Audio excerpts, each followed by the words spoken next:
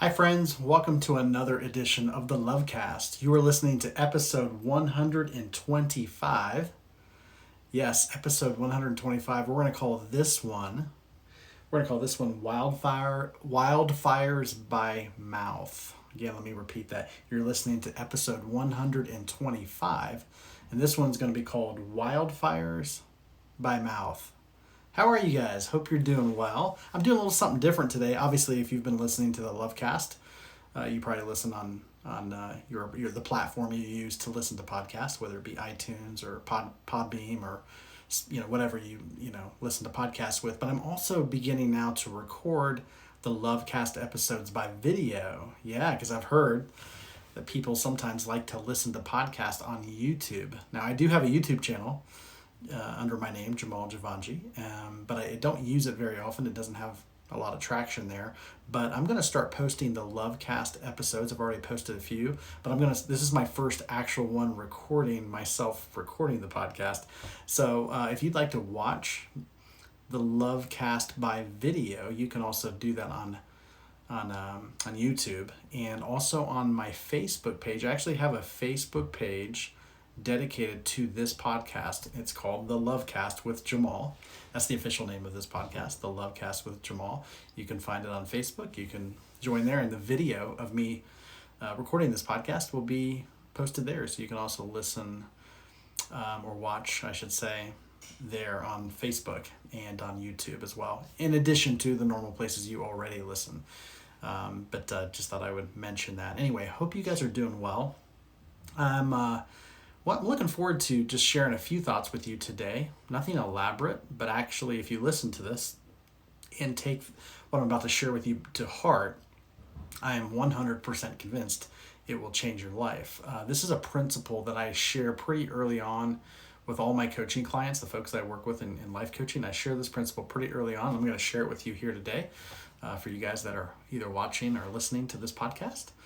And I'm going to talk about a principle that I'm very excited about. But before I get to that, first of all, thank you to all those who listened to the last podcast and let me know you were listening to it. And I really appreciate that. Got some feedback from you guys. I always appreciate and enjoy the feedback that I get from listeners. So thank you for sharing that.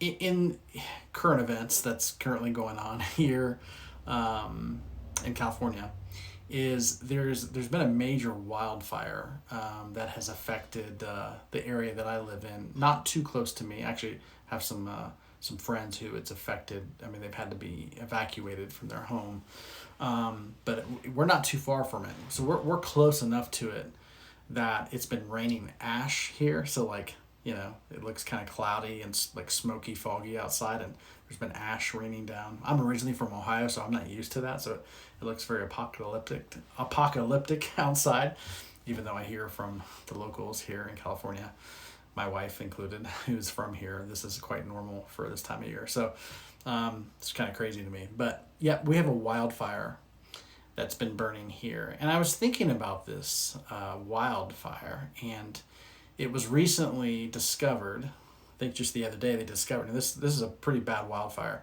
that's been burning, and it's been recently discovered that it started, guess how it started? It's crazy how it started literally by a family. I guess they were having a gender reveal party, so somebody's pregnant and they we're going to reveal the gender of the baby that they're going to have. And so they had a smoke machine, like a kind of like to, I don't know, do something dramatic at the party. And that smoke machine somehow caused a spark, which caused, just caused the fire. And now you have thousands and thousands of acres of national forest that are burning, homes that are, potentially in danger, in harm's way, and all because of a little spark from a smoke machine that somebody had at a party, a little gathering. Pretty innocent. Obviously, they didn't mean to do that. It's just an accident. But wildfires start pretty easily, and once they start, especially this time of year when it's really dry, they get out of control. And something that was just said in, or something that was just done in jest or just done casually, thinking that it's not a big deal, ends up burning, just miles and miles of land and people's homes and livelihoods and everything they know and hold dear can be lost because of a little spark. All right. I'm not making this dramatic. It's just exactly how it happens. But where am I going with this? Okay, I want to talk about that because I think it's a metaphor. I think everything's a metaphor, especially things that happen repetitively. Okay, so what am I talking about? I'm going to share a principle with you that has the potential to change your life if you'll take it seriously. But I want you to notice, and maybe this is true in your own life. I know it's definitely been true in my life. And I want you to notice people that maybe that struggle and that are going through a rough period in their life, or they're having a hard time. And I want you to watch how they speak, what they say. Yeah, the conversation that comes out of their mouth. Maybe the conversation they have with themselves. I would say that the most important conversation you have on a daily basis is the internal conversation that you have with yourself. It is by and far the most important and has the most implications of any conversation you could ever have, is the conversation you have with yourself. But I want you to analyze the conversation that people have that are struggling. And what you'll probably hear, it's probably not news to you, that you hear people repeating negative things, like how bad their life is, how much life sucks, or maybe they'll talk about all the people in the world that they don't like or they think are idiots or stupid or wrong. And you'll hear them repeat this over and over and over. And it's just part of their speech. It's very negative. It's very, and they think, sorry, there's a little machine going on in the background, but they think that what they're saying is just descriptive in nature. What they think is they're just describing things, just talking about things. They don't think it's any big deal. So maybe someone makes them mad and they, lose their temper and say something nasty to another person, or maybe they talk about their life, like how sick they are, or how horrible they feel, or how they're, angry about this or upset about this, or maybe they'll just talk about how low they are, or how problematic they are, or how much of a failure they are. You listen to their speech, and that's common. And of course, that's not a big deal, but if you talk to them, they'll say, yeah, well, I'm just saying how it is. I'm just being honest. I'm a realist. A lot of those folks say, well, I'm just a realist. I'm not one of these positive thinking gurus, or I'm not into all that. I'm just a realist. I say it. I speak my heart. I'm blunt. I say it how it is. Right? We know people like that, right? And they think they're just describing situations, just illustrating through their speech the current events of what's going on. But what they don't realize is that they're actually starting what's equivalent of a wildfire with their speech. Yeah, they don't know that. If you just think about this for a moment, if you knew that the words that were coming out of your mouth were actually physically causing wildfires, like we're seeing in the news, you'd be very careful what you would say. Now, some people would be afraid to say anything because they'd be petrified that they would cause damage, so they just would keep their mouth shut. I don't think that's a healthy approach. I don't think we should live in fear.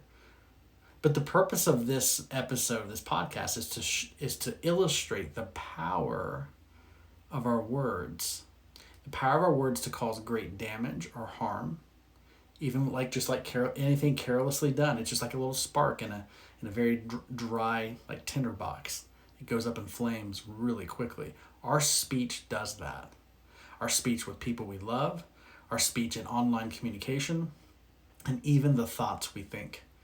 They have the ability to create wildfires, or what's equivalent of wildfires in our own relationships and basically in our own life. And you know what happens when you start wildfires? Yeah, you burn houses down. You burn your own house down when you do that. And haven't we all done that at some level?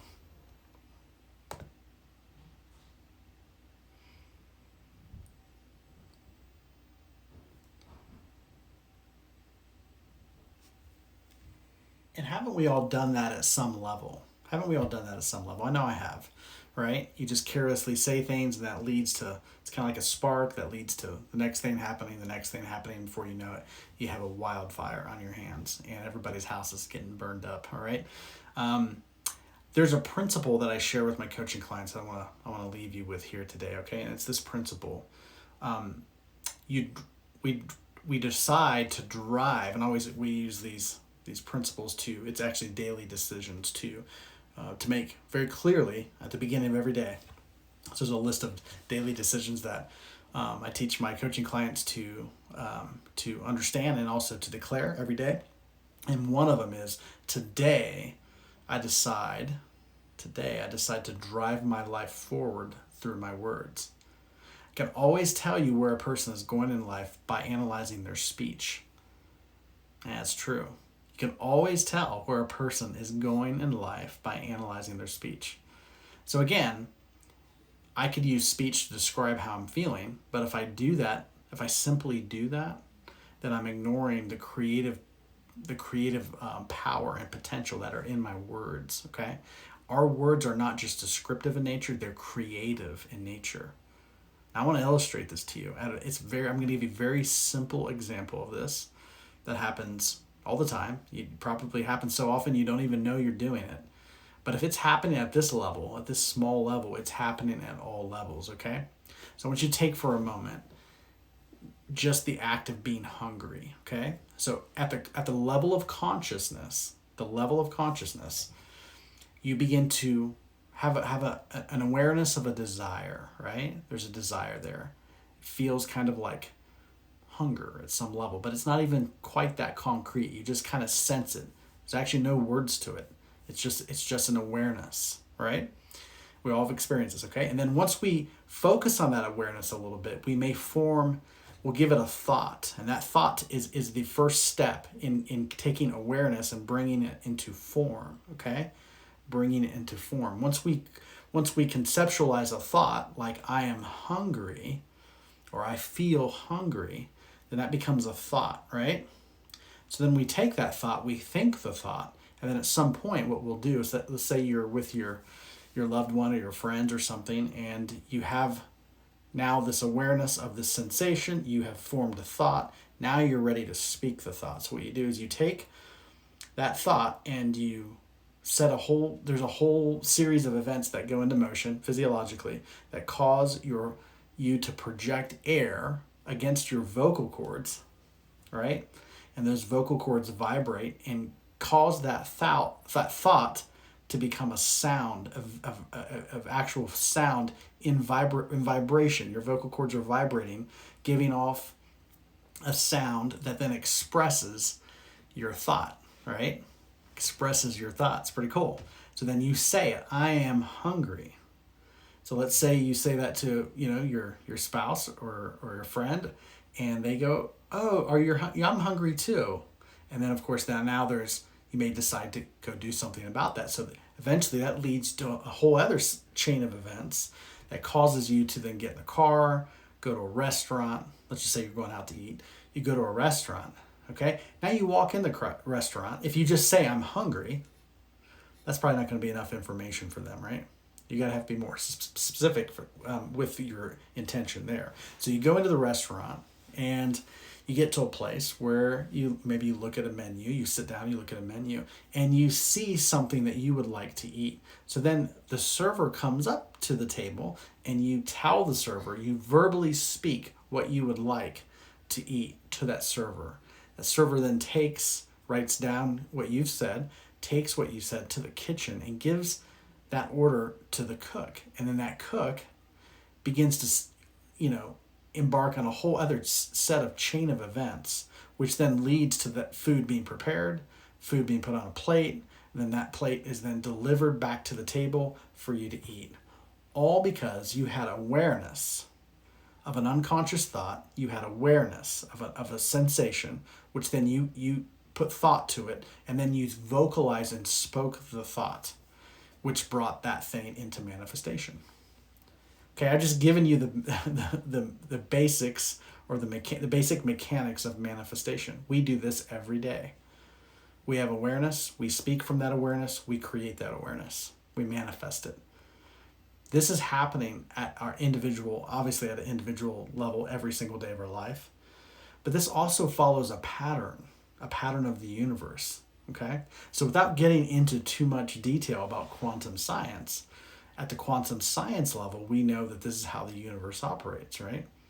So everything in existence, okay, this is physics 101, everything in existence comes from everything is made up of one of four different kinds of energy. So everything that exists in the universe is either electromagnetic in nature, it's made up of gravity, it's made up of strong side forces, and then weak side forces, okay? All energy types in the universe are either strong side forces, which is the energy that holds atoms together, weak side forces, which is the energy that breaks atoms apart. It's kind of what you see during a nuclear explosion. You're actually looking at weak side forces on display, okay? So weak side forces is an energy type. You know, it forms matter. Strong side, strong interactions also is what matter is made up of. Gravity or electromagnetism. There's only four. Everything in the universe is made up of those four energy types, okay? So all of those energy types, here's why I'm telling you this, all four of those energy types can be traced. They all originate from the same source. They all come from the same place. And that source is called the unified field. Sometimes it's called the field of infinite possibilities. But it's an invisible field. And I would even go a step further and say that this is a field of pure consciousness. And in that field of consciousness is intention and desire. Okay? So when this field, this infinite field, this field of infinite possibilities begins to form a creative thought, then that thought, as it's manifested in our universe, is made up then of one of these four kinds of energy: electromagnetism, gravity, strong side forces, weak side forces. All of those forms of energy are actually vibratory in nature. Yeah, they actually oscillate at a certain frequency. Everything that exists has a vibratory quality about it. That's what gives it its form. It's pretty crazy, huh? It's awesome. It's an awesome concept. So everything that exists is at some level a vibration, a manifestation of the unconscious thought that comes from the unified field. Does this make sense? Does this make sense? See where I'm going with this? So this is literally how the universe works.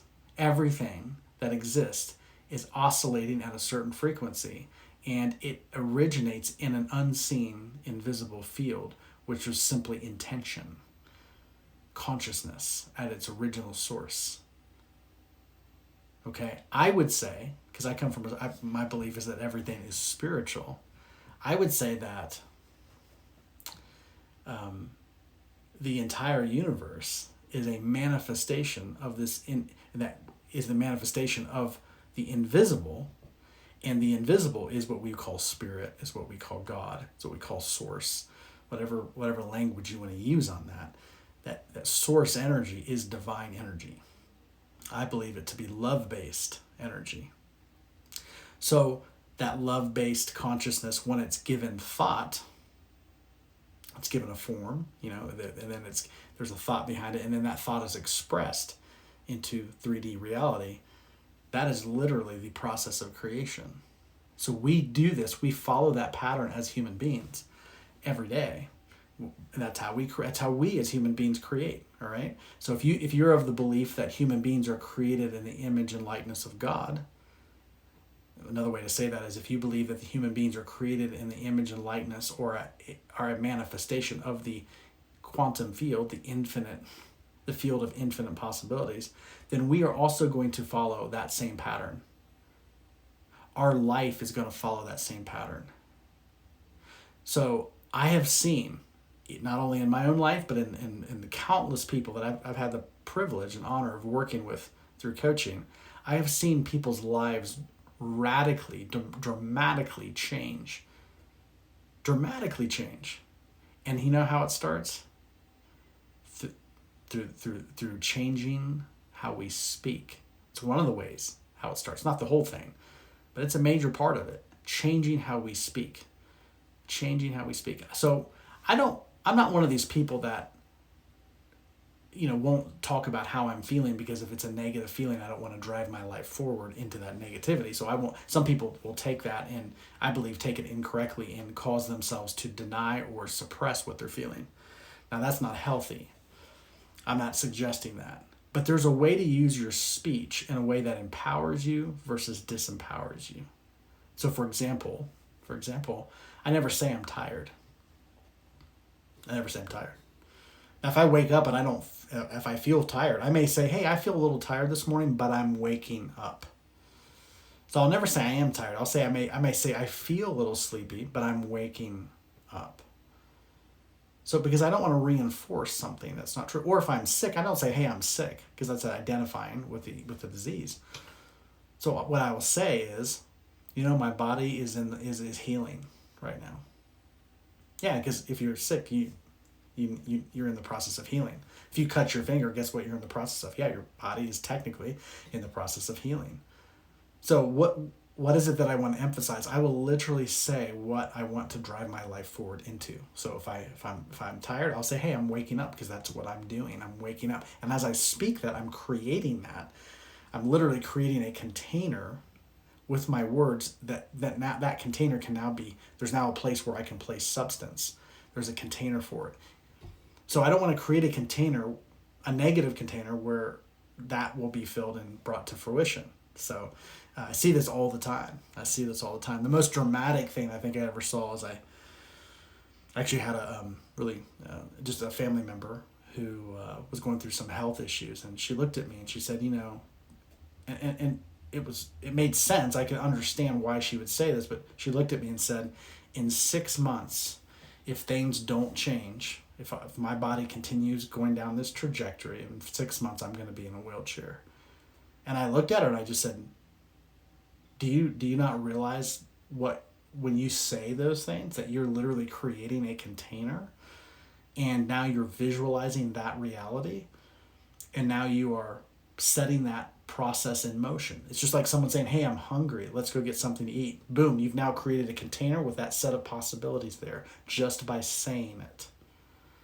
This is a really important and powerful concept.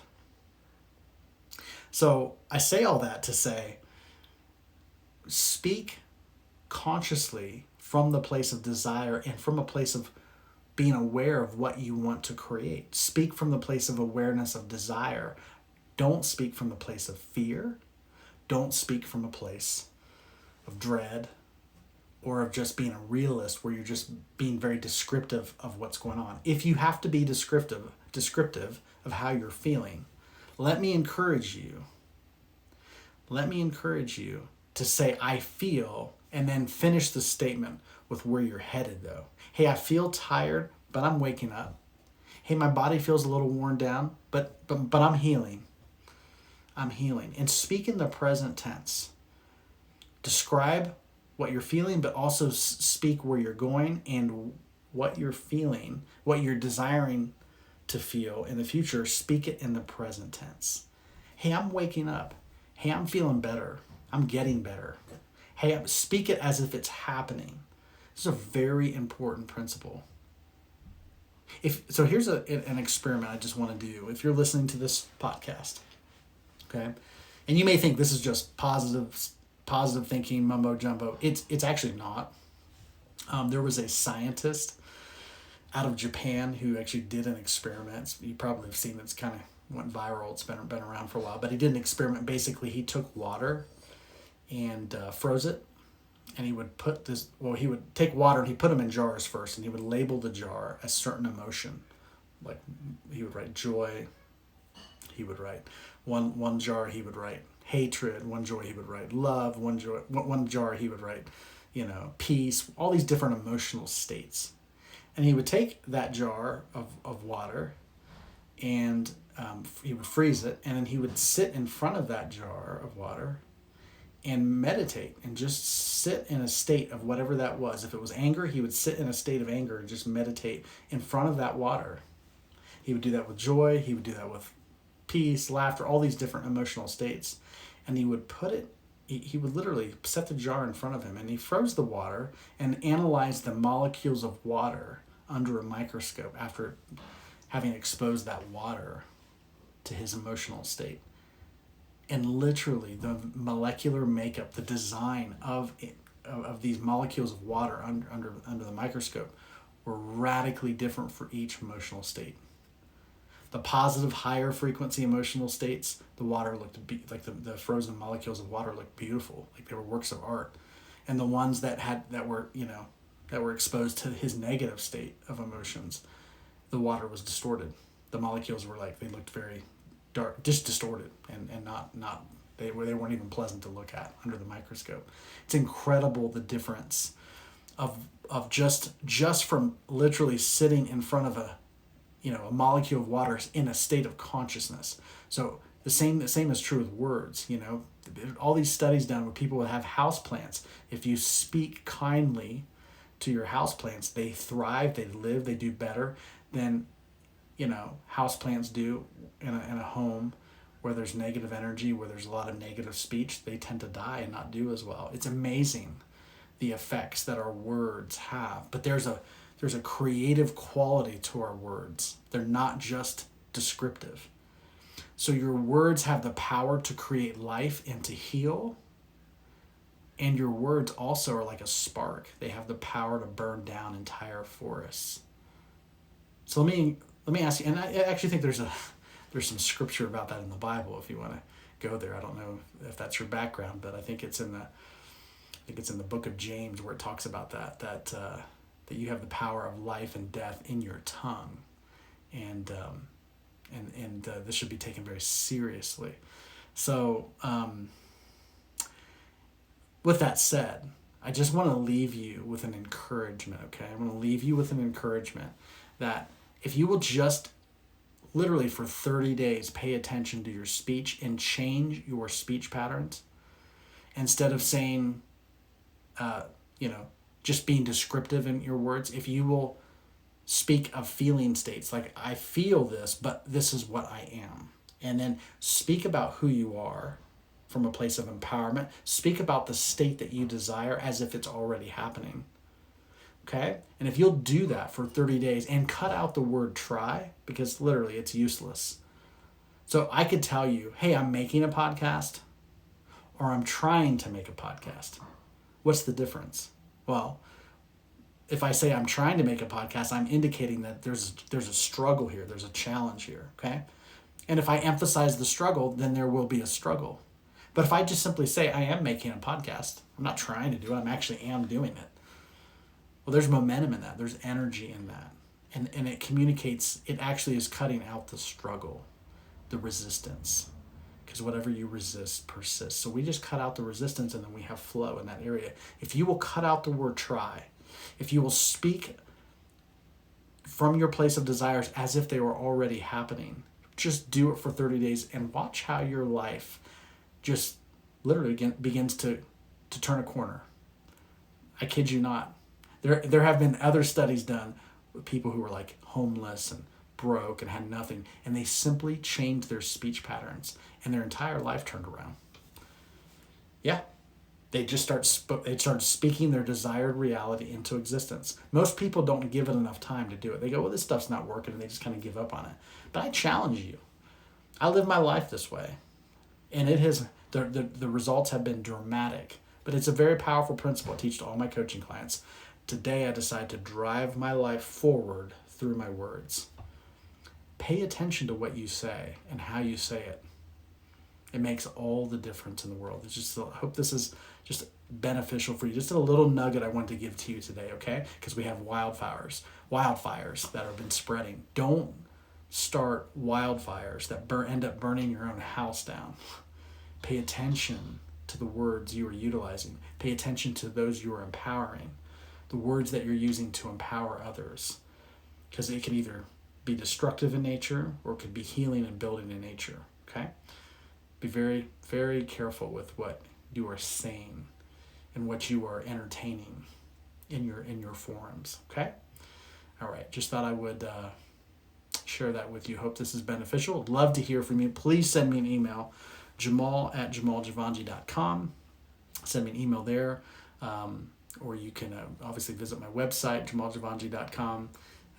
You can get on my mailing list, scroll to the bottom, put your email address in there, you'll get on my mailing list. If you're on Facebook, check out the Lovecast Facebook page. It's there. You can join and you can watch this podcast there.